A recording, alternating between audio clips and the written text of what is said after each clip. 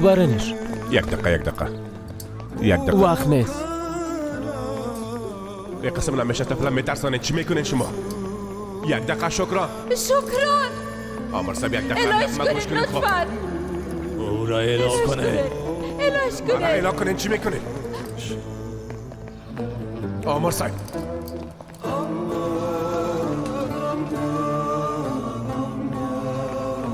شکران.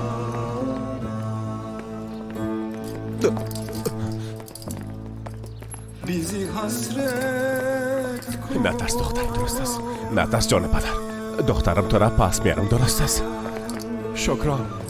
gama kardeş نترس زندگی. bir ayrılık bir اعلام کنین یک دقیقه برای وقت بده.